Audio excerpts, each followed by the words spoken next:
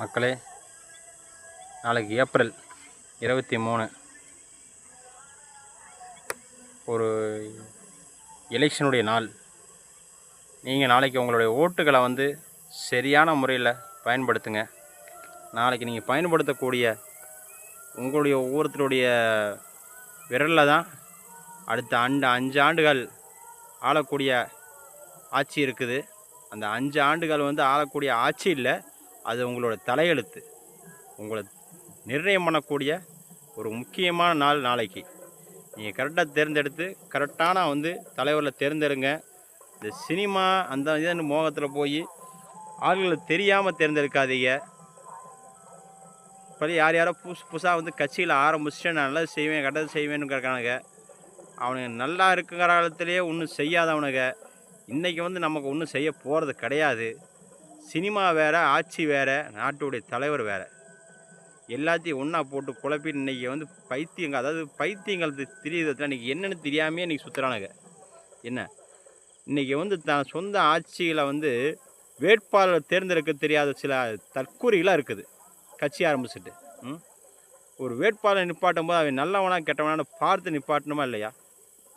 ஒரு மக்கள்கிட்ட ஒரு மக்களோட தலைவனாக்க போகிறோம் ஒவ்வொரு தொகுதியிலையும். அப்போ அந்த மக்களுக்கு நல்லவன் நம்ம கொடுக்கணுமா இல்லையா? அப்படி நல்ல வேட்பாளர் தேர்ந்தெடுக்க தெரியாத சில தற்கூறிலாம் இன்றைக்கி கட்சி ஆரம்பிச்சுக்கிட்டு இன்றைக்கி நான் நல்லது செஞ்சிருவேன், நான் உங்கள் அண்ணன் தம்பி தங்கச்சின்னுக்கிட்ட போட்டு இது பண்ணிக்கிட்டு கிடக்கிறேன்.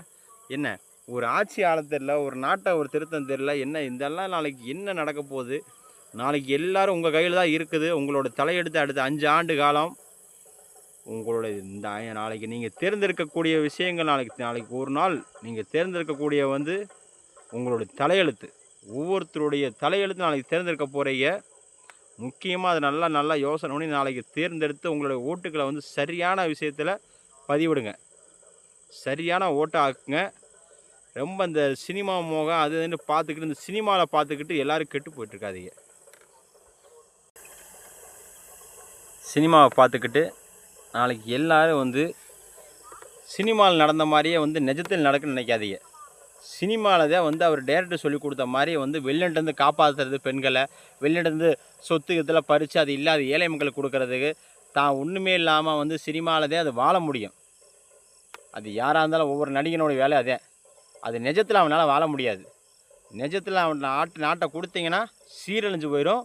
சொந்த வேட்பாளர் அவனை தேர்ந்தெடுக்க தெரியல, கரெக்டாக தேர்ந்தெடுங்க. நாளைக்கு உங்களுடைய நாள் முக்கியமான நாள். முடிவு எடுத்துக்கங்க. நாளைக்கு நீங்கள் எடுக்கக்கூடிய முடிவு தான் உங்களுடைய